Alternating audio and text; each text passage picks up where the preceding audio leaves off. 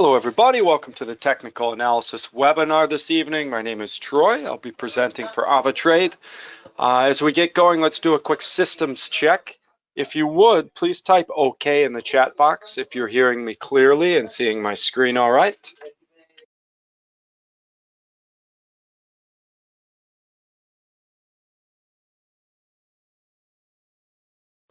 Okay, great. I've got enough responses. Looks like we're up and running fine. If anyone runs into any issues as we go along, please just let me know in the chat box. I'm happy to try and make adjustments. As always, keep in mind with any trade that you take, there's always risk. No one trade is guaranteed to profit. I think we all understand that. But the flip side of that is each and every trade you take does have a good potential for profits. You just need to go about things in the right way. Hopefully, from an educational perspective, we'll be able to accomplish improving upon that goal so that you can either build a nice foundation for your trading if you're just getting started, or maybe make some nice tweaks to existing trading strategies as we go over some ideas and concepts. But keep in mind, what we cover is not meant to be financial advisement. As we move forward, some things to keep in mind about risk, since we're talking about it. One would be obviously the basic settings: take profit, stop loss, that probably most of you are familiar with, are obviously part of a risk management plan. But we have a special tool called AvaProtect, which is available on our web trader platform and our AvaTrade Go mobile app. Both of those options, our mobile app and our platform, were built by AvaTrade with those special features that help you to manage risk from within the order window. And so the order window offers you on gold, silver, FX pairings a feature called AvaProtect that allows you to protect against any and all losses for defined periods of time. And the upfront fee or premium cost usually is viewed as minuscule compared to the potential profit that you could be going after, especially during times of volatility on something like gold or different FX pairings that tend to have a lot of price action, like GBP, JPY, or Australian JPY, etc. So you might check out that feature on our web trader or AvaTrade Go mobile app. Also, obviously, as you're moving forward, you have to decide on what size trade you want to take, that sort of thing. And within the order window of our platform and mobile app, as you set up your trade, you'll see that it calculates your margin requirement based on your trade size. It calculates your potential loss based on the distance to your stop loss, to your take profit. It calculates your potential profit, etc. So all of those things are handled in the order window like a trade calculator on our platform and on our mobile app, which both trade right on top of your MT4 and MT5 accounts. So if you haven't used our different platform and app options, I would recommend that you check them out, and we'll take a quick peek at them today. So real quick, what is technical analysis? It's basically looking at the historical movements of the prices of a particular instrument that you're wanting to trade on, and usually you're looking at these movements on what's called a candlestick chart, a chart that's made up of what we call candles. And what you're looking for with the technical analysis is, in general, patterns, repetitive movements that lend hopefully some predictability to future movements. While historical movements are no guarantee of predicting future movements, they certainly can be helpful as we start to identify important price levels that we could refer to as support levels or resistance levels. We start to identify different trending patterns such as ranging or breakthrough movements, etc. And a lot of this is done with manual methods of technical analysis, which is what we tend to lean on, because that forces you to learn and actually think through the concepts rather than using indicators that kind of try to do that for you, and then you kind of blindly follow an indicator if you don't really know why is it telling you you should buy now, or why is it telling you you should sell now. And actually you should be smarter than the indicator, because you actually can pay attention to the fundamental news as well and maybe have a preference of what direction you would trust the signals coming out of the indicator, and in which direction maybe you wouldn't trust. You know, as an example, if it's a day where there's all kinds of fear on the market and the market looks to be crashing, just because you know, the S&P 500 hits a low point doesn't mean you should buy. Maybe the support levels are expected to break, and you're going to ignore the indicator that tells you to buy when it's oversold because it's on a day maybe that you think the market should continue to crash. So it's just an example of a situation where you can be smarter than the indicator, and in such a situation only trade maybe from high points that are against resistance levels rather than low points that are on support levels. If you have a preferred direction in mind based on the fundamental news before you start doing your technical analysis. And we'll go through some of those concepts. If I'm confusing anybody, don't worry, we'll go through step by step exactly what I'm talking about right now. As we go along, please, if you have any questions, or if you want to give input, do so in the chat box. I'm happy to answer questions or to share information that you might want to share with the group. Now, if you haven't noticed, we've added Usain Bolt to our website. He's an official sponsor of AvaTrade now. For anyone who doesn't know, he's a pretty famous track athlete. Holds, I think, some world records still for sprints, and I guess it's appropriate since it's the time of the Olympics right now, the Summer Olympics, which is where he has excelled in the past. In any event, what we're going to do is first take a look at what is the fundamental news going on. Even though it's a technical analysis webinar, we should take 5 or 10 minutes. Yeah, Usain, maybe I mispronounced his first name, Usain Bolt. I said Hussein, it's close. And so what we're looking at with some quick headlines is what is the direction of sentiment today, okay? And so is the sentiment positive? Is the sentiment negative? And it's kind of a funny day for that because it started out negative and then it flipped to positive halfway through the day. So it was an interesting swing that occurred today. The first part of it was fears about the Delta variant had the markets dropping earlier in the day. And then positive news with some of the earnings reports and numbers that came out with Apple and healthcare stocks, they helped pull the market up, okay? And so it was an interesting day.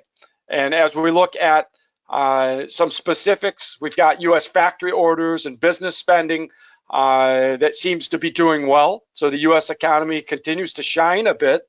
I think it's aided by a lot of stimulus and low interest rates, but nonetheless, the economy is doing well in the U.S.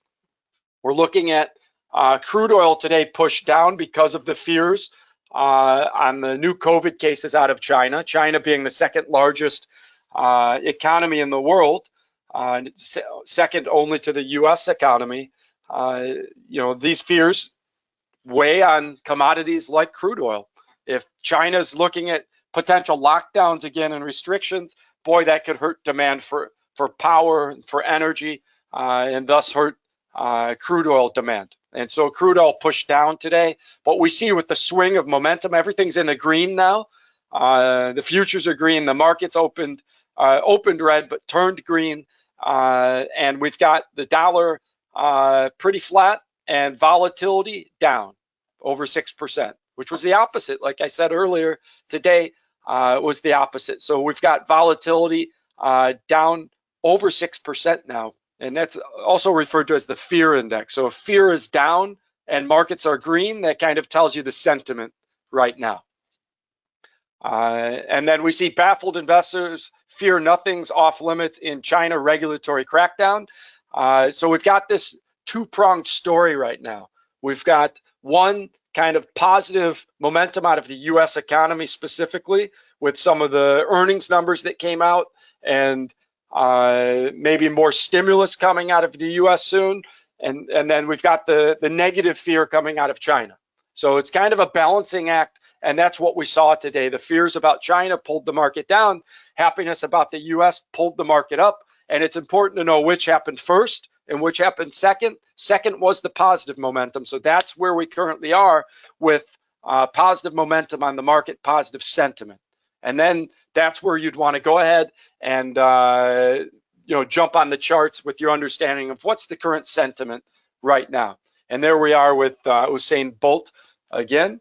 Now, to use the AvaTrade Go mobile app, what we would do is check the trading platforms options by pointing here, and we go to AvaTrade Go. If you're using your mobile device, then you can download the app right here from our website.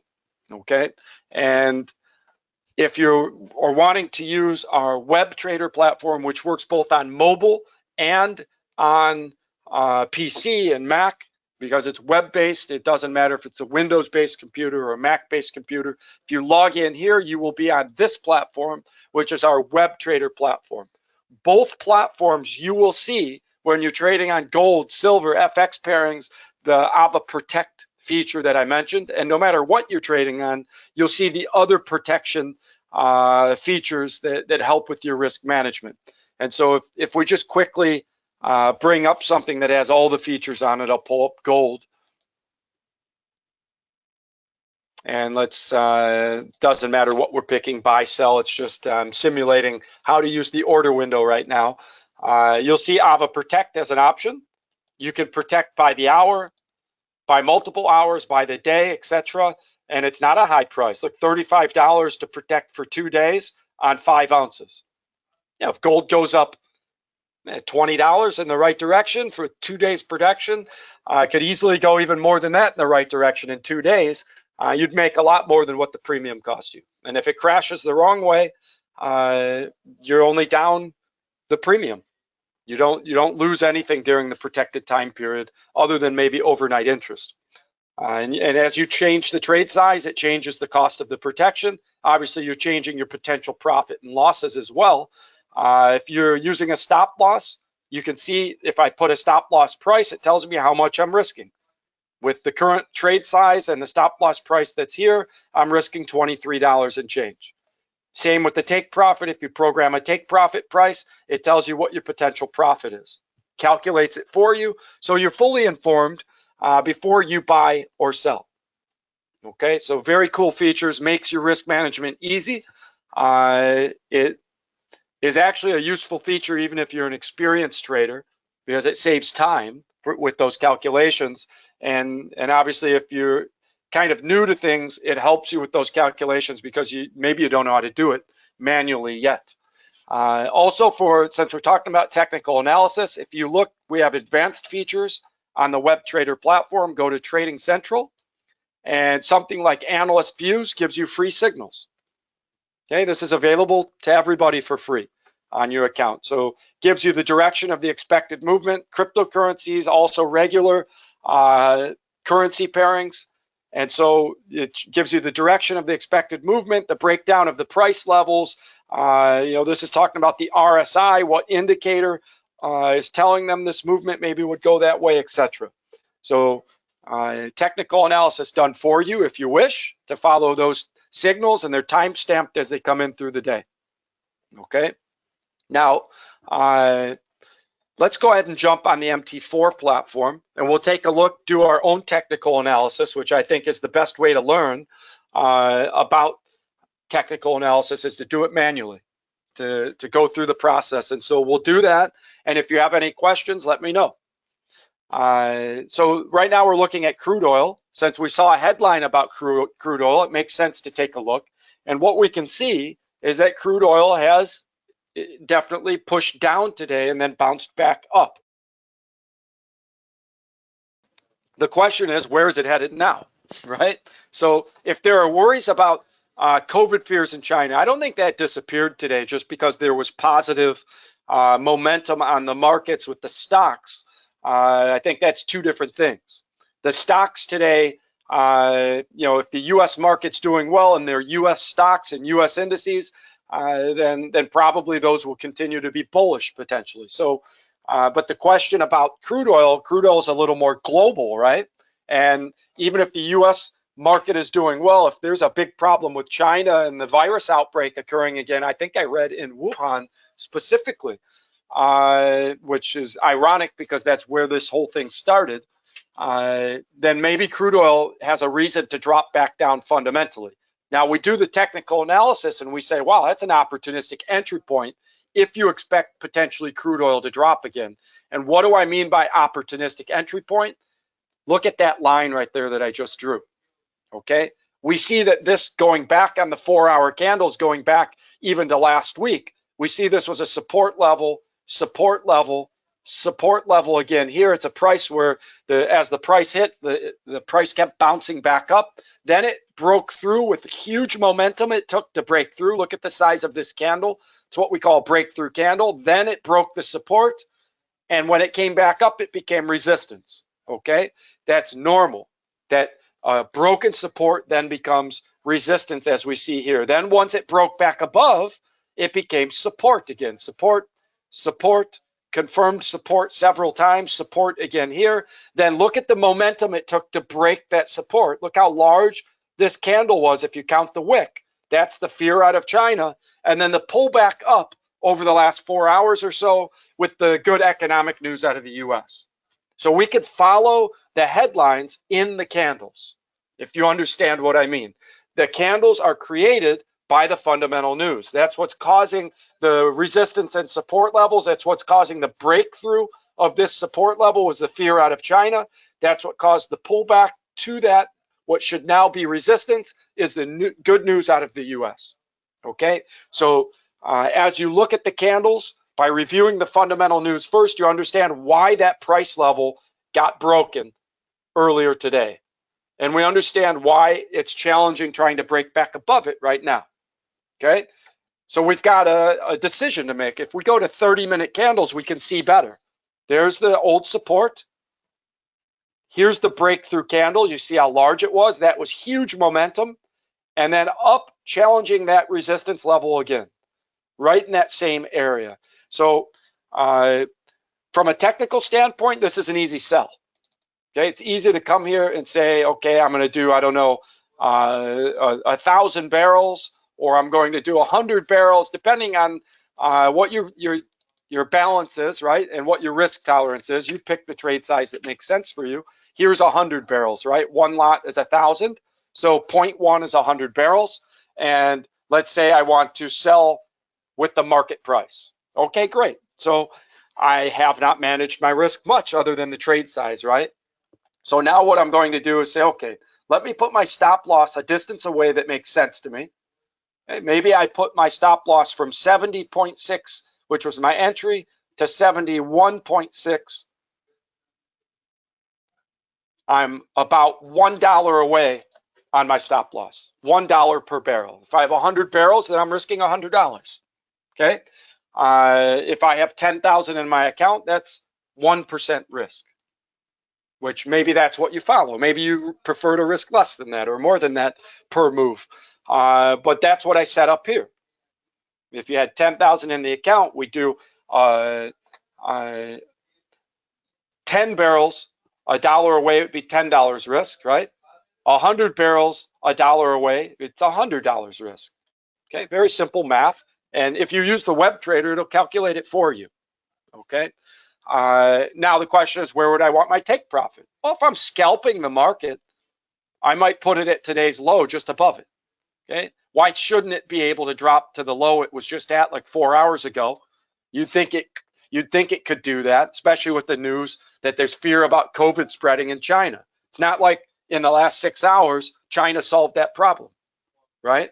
The world still understands why oil dropped like it did here. And so maybe this pullback is an opportunistic spot to short oil if you believe that those fears about what's happening in China still exist. And there's actually double fears about China. There's the regulatory crackdown that's been occurring in China. They've been cracking down on the tech industry and the crypto industry, etc. And then there's the other fear, which is fears about COVID spreading again in China. So it looks like fundamentally it makes sense to try and short oil here maybe. And technically it's not a bad entry point when it's sitting just below or just at this resistance and you see the hesitation at the resistance. So measured risk, Potential profit slightly more than what I'm risking. Technical analysis in my favor, and maybe the fundamental news in my favor as well. Okay, there's a question about USD Canadian. Is there a correlation between oil price and USD Canadian? I would say yes, there is. What's the correlation between oil prices and USD Canadian? Now, it's not an exact correlation, right?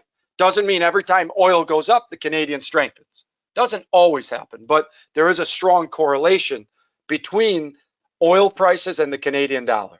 And if you're asking why, it's because GDP-wise, crude oil exports out of Canada are a huge part of their GDP, a large portion of it. And so as oil prices go, many times so goes the strength of the Canadian dollar. And you might say, well, if it's paired against the USD exports and creates more crude oil than Canada, and that's true, but the US economy is more balanced. Crude oil represents a much smaller percent of the GDP of the US compared to Canada, where crude oil represents a much larger percentage of their GDP, even though it's a smaller amount of crude oil compared to what the US creates. So, and really the US is doing a lot of refining of crude oil as well, so more diversified there, whereas Canada is shipping their crude oil as fast as they can down to the US or selling it globally. So, so Canada's more reliant GDP-wise, percentage-wise on crude oil. So if crude oil shot up $5 per barrel right now, and you saw USD Canadian stayed flat, that might be an opportunistic spot to sell on USD Canadian, expecting that, hey, the Canadian dollar should strengthen now that oil prices shot up. Now, if they both happen at the same time, you don't gain an advantage, right? But if one happens before the other, if crude oil strengthens significantly or drops significantly, and the Canadian dollar hasn't made the expected move yet, or even moved the opposite direction than what you would expect, then maybe that's an opportunistic spot to go in the direction you think the Canadian dollar should go as oil price changes. Okay, so what we could do, let's pair up two charts then. Let me get rid of Bitcoin. Let's put USD Canadian, because I like this idea and it's a very good question. So let's look at USD Canadian. Let's pair it side by side with crude oil.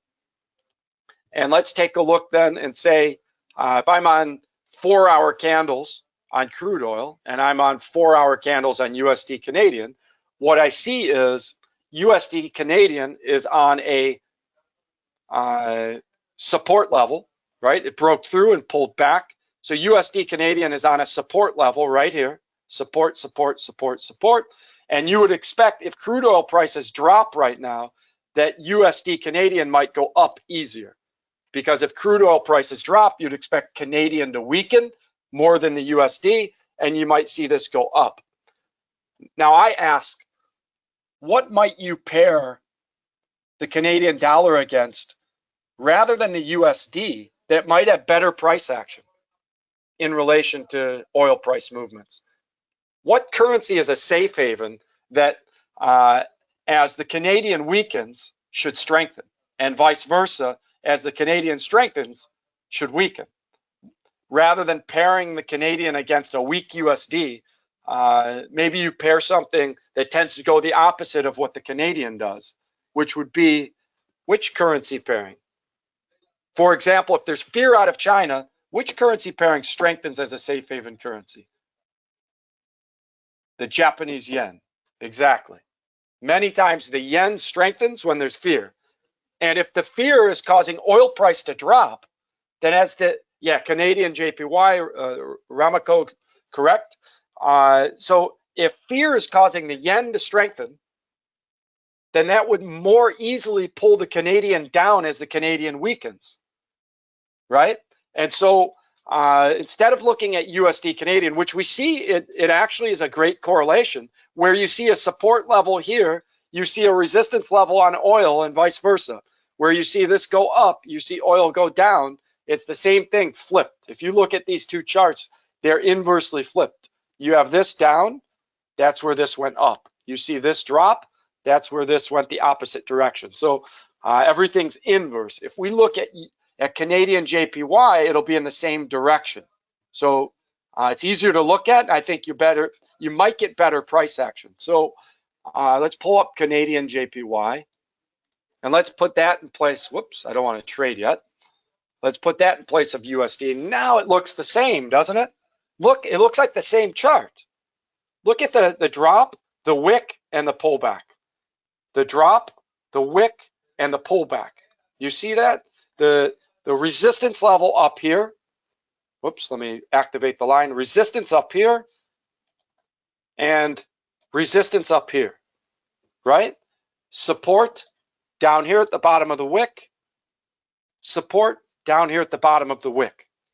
Okay, it looks like the same chart even. So if you can catch one of these moving the opposite direction of the other, then many times the other follows, right? So if right now we saw the Canadian JPY, let's do the opposite. If right now we saw, let me get rid of this line. If right now we saw, let me do diagonal, the crude oil plunge further down to this support level, but we did not see the Canadian JPY drop yet. Maybe we actually see the Canadian JPY pull up a little bit and start to flatten out up here, okay, at the next resistance level.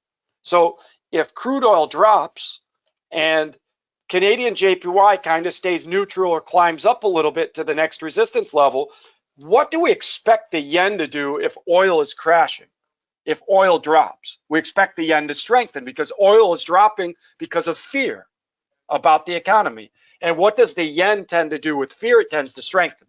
So if the Canadian was able to actually go up at a time when you expect it to drop because crude oil dropped, then that's an opportunistic spot to sell on the Canadian JPY because you would expect the Canadian to weaken with oil dropping and the yen to strengthen. Okay, so this is where you can try and find a leading indicator. Okay, what we call a leading indicator is when two things are correlated strongly together, but one moves before the other. Okay, and many times you might see oil move before the Canadian dollar reacts. And if that happens, then maybe you can improve your win percentage by 5–10% or something. And many times that small advantage is enough to change your P&L by 20% or 30% just by winning 5% more, 10% more. By changing your win percentage from 52% to 58%, you'd be amazed at the difference in P&L at the end of the day, end of the week, end of the month. Okay, it's not that this sort of thing works every time, but it certainly gives you an advantage. And anyone who would argue that these movements are not correlated, look at these two charts. They look like the same chart, but they're Canadian JPY and crude oil. Okay, any questions or comments? Or type OK if you're with me on that.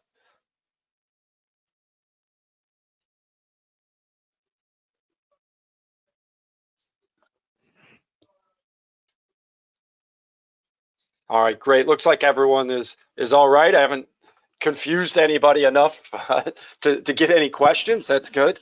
Okay, so let's take a look maybe at something else. I'm good. I'm glad that was interesting for you. We could stay on that same concept, by the way. You know, what drives gold? What do you think drives gold's movement? It's a safe haven, right? Gold is a safe haven, but a safe haven against what? Let's take a look at gold. Instead of crude oil, let's put gold. By the way, this is how you can create your own algorithm. You know, I could have a robot just waiting and watching, programmed that, you know, if oil drops X amount in Y amount of time, and Canadian JPY is up X amount in Y amount of time, then sell on Canadian JPY, right? So this is how you can start to program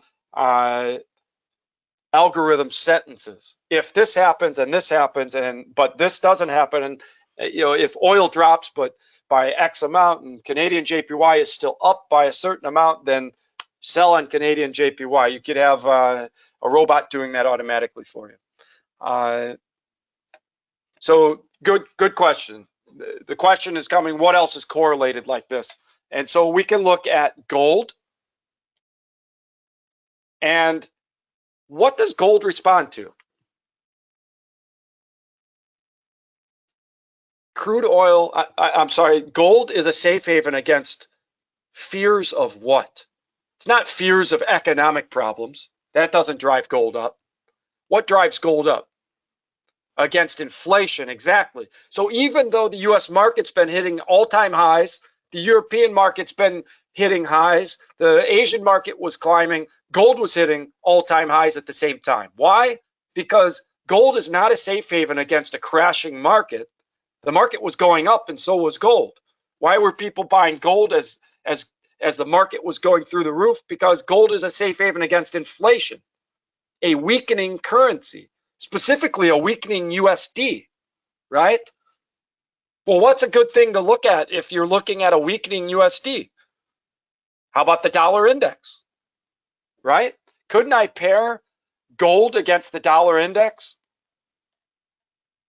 Okay, so let's find the US dollar index here. Okay, here's the dollar index. So if I'm looking at the dollar index, say 1 hour candles, and I'm looking at gold, 1 hour candles, and I say, wow, the US dollar actually went up today, didn't it? Here's the 1 hour candles. Look at the US dollar index climb. It pulled back and then it climbed some more. Why did the US dollar index go up? Because the USD is somewhat of a safe haven currency. US dollar strengthens against the euro, the pound, not so much against the yen, because the yen is even more of a safe haven currency when there's fear. But the US dollar tends to strengthen against the other rival currencies when there's fear. Okay, and when the market's all happy, the US dollar tends to weaken some, especially when there's stimulus being handed out in the US. Well, right now we see the US dollar went up a bit today. Okay, 1 hour candles up more than down, right? If we go to the low today, it was down here. Okay, around 91.88. We go to the high, it was around 92.12. It's almost at the high compared to the low. Okay, now we're looking at gold then, and we're saying, well, what was the high on gold today? Well, it was up around here, right? And the low is down around here. So they match, don't they? US dollar is up, gold is down. Do you see that? US dollar up in this picture near the top of the resistance. Gold is down near the support. So it did what it was supposed to do, right? They match. Now, what if the US dollar spikes down to the support level down here? The US dollar index drops down to here and gold didn't spike up yet. Gold hasn't made its move up. If this plunges and gold is still sitting down here and hasn't gone up, if this drops to the support level, but this has not risen to the resistance level yet, then maybe it's time to buy on gold, right? This is the idea of looking for a leading indicator. Right now, they're moving together. They're not leading each other. They're both in the same circumstance. Gold is just above the support level after dropping, which makes sense because the dollar is just below the resistance level after climbing. But you might say, well, there's mixed news today, isn't there? There's happiness about the US economy and more stimulus maybe coming out of the US. But there's also fear about COVID out of China, which then would maybe pull gold down. So there's mixed news. So maybe we have a ranging pattern right now. What do I mean by ranging? It goes to the resistance and drops, goes to the support and goes up. Resistance, drops, support, up, right? Same thing with gold. Resistance, support, resistance, support. That's called a ranging pattern. So if this pattern continues with the mixed news that we have today, because of the mixed news, gold isn't breaking the support and it's not breaking the resistance. And the dollar index confirms that as well. So we've got at least confirmation of a ranging pattern. We don't have a leading indicator right now because they're both doing the same thing, but we have confirmation of a ranging pattern and nice support and resistance level. So then what I might do with gold is say, okay, maybe I buy on gold. Okay, let me buy on gold. I put my stop loss below the support level. Okay, it has to break this support for me to lose. Break the support level. I put my take profit just before the resistance. Okay, my potential profit is better than my risk. Okay, so I'll take that setup anytime.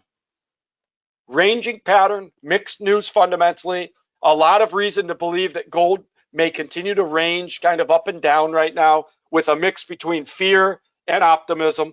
And so a confirmed support level that gold likely could go back up. A lot of reason for the dollar index to re-weaken because there's a lot of stimulus still being talked about in the US. So we're looking at potentially the dollar respecting this resistance level. And so you've got a resistance level and a support level on your side. Makes sense also to limit your risk, put your stop loss maybe just below this support level on gold. If it breaks the support, makes sense. Get out. Something changed then, right? So that's a nice little setup with gold backed by the dollar index, kind of confirming that maybe there's a resistance level here on the dollar and a support level on gold. Yes, you could use the Euro USD for this setup as well. The difference is you're more affected by specific news out of the European Union. Good question, Andres. So Euro USD sets up similar like the dollar index, but you have to keep in mind it's the flip movement, right? When the dollar is strengthening, dollar index goes up. When the dollar is strengthening, Euro USD goes down, right? So instead of moving opposite directions, when dollar index goes up, you expect gold to go down. Now you say you expect gold to go down when Euro USD goes down. Okay, because Euro USD drops when the dollar strengthens and dollar index goes up when the dollar strengthens. So if you see this, let's say you see Euro USD go flying up right now, then you would expect gold to more likely go flying up. So if you're watching these two, you could just say, whichever happens first, I'll take the other, right?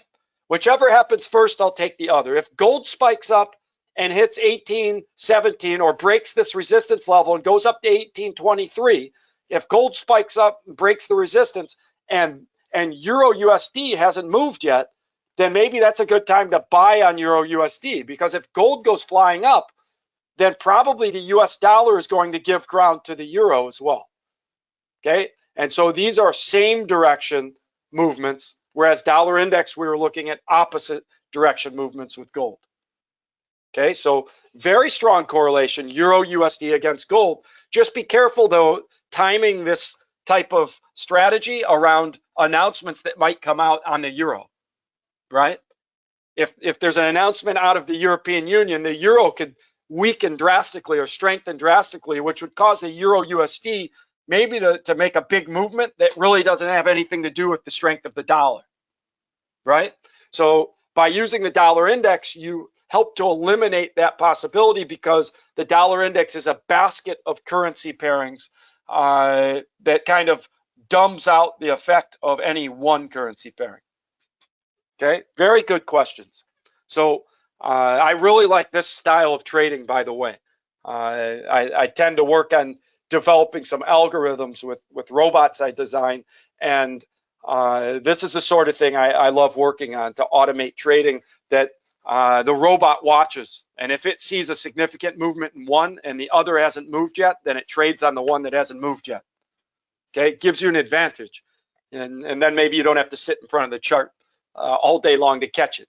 But in any event, very nice strategy. It's nice to do manually as well. You could have a number of pairings set up like this in your multi-chart view, and when one goes, you're ready to trade. Okay, so let's take a look maybe at an indice. Since there's news out of the US, let's look at the US 500. And yes, there are correlations between the US 500 and some of these as well, like maybe the VIX index, right? The volatility index is a measurement of the 500 companies on the S&P 500. So if the volatility index goes up through the roof, many times that means the US 500 might drop and vice versa. So as fear goes up, S&P 500 tends to drop. As the volatility index goes down, S&P 500 tends to rise. Okay. If you want, I can do that pairing for you real quick. There's US 500. Let's find the VIX, VXX, volatility index. See, yep, this is the live one. And so we're looking at 1 hour candles, 1 hour candles. And if we maybe go 30-minute or 4 hour, there's a better view, 4 hour and 4 hour. Okay, we see similar movements as volatility went up, the S&P 500 went down. As volatility went down, the S&P 500 went up. You see how that works? Volatility down, more likely that S&P 500 will go up. Volatility up, more likely that the S&P 500 will go down. And it happens like that a lot. Not all the time, not 100% correlation, but enough maybe to give you an advantage. If you see maybe the volatility index comes shooting down, but the S&P 500 is still down and hasn't gone up yet. Maybe it hasn't responded yet to that change in fear, that change in volatility.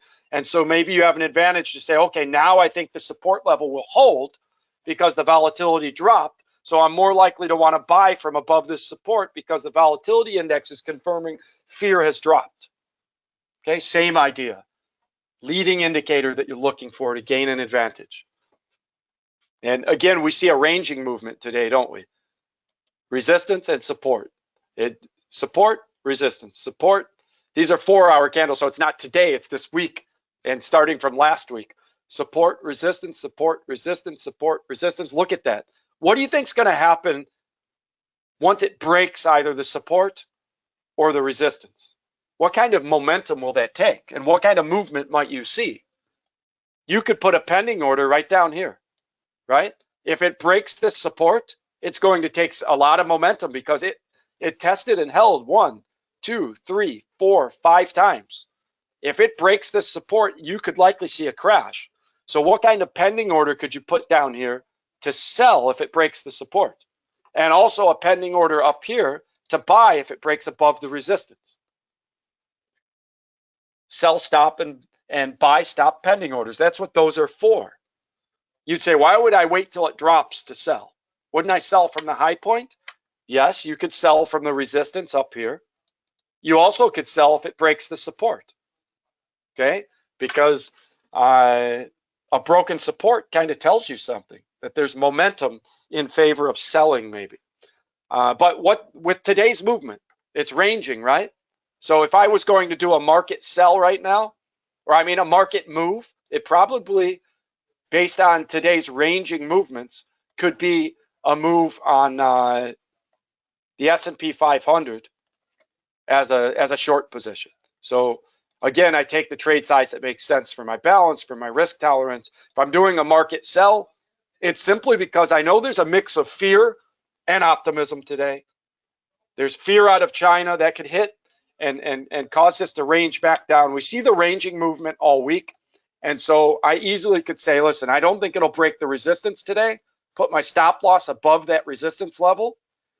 Because of the mixed news and the ranging pattern here, I think maybe it's more likely to approach the support level in the coming day or two before it breaks the resistance. Okay, there's a technical move. I have an advantage because I have a longer distance to my take profit. I can make more without breaking the support level than I have to risk. I'm risking less, and my stop loss is still beyond a major resistance level. So that kind of is in my favor, especially with mixed news. And yeah, Muller, sell stop, buy stop is what I was alluding to. So at the same time, I'm trading on the ranging pattern. I'm in this simulation, I'm selling on the ranging pattern. I also could set up a sell stop and a buy stop in case the ranging pattern breaks. And trust me, it will break eventually. Doesn't range forever. There will be big news that comes, whatever it is. More bad news out of China, maybe. Whatever it might be. As this big news hits, it's either going to break the support or break the resistance, one or the other. And you can be ready right now. You can program a sell stop right down here at what, 43.60 or so, and a buy stop above the resistance, just waiting for the breakthrough with what you would hope to be strong momentum. Okay? And again, you don't have to risk much on those, because if I'm doing a sell stop pending order down here, I only have to put my stop loss just above that broken support if it does break and activate my sell stop. So the distance to my stop loss can be minimal, and my take profit could be all the way down at the next support level. Again, an advantage, technically speaking. Okay? All right, everybody, I think this is a good place to stop. We've been going for a good 45 minutes, the better part of an hour. I don't want to confuse things with too many ideas, too many strategies.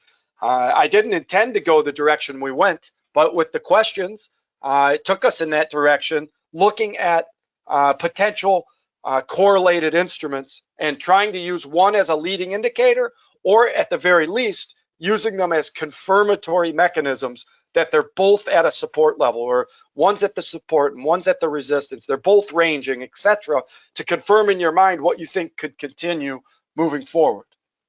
Also to confirm maybe where your pending orders could be placed if you're not doing a market move. All right, everybody, thank you for joining. Thank you. You have a good evening as well. You're welcome. And good luck with your trading. I think you'll have a lot of good movement today and the rest of the week. All right, everybody, bye for now.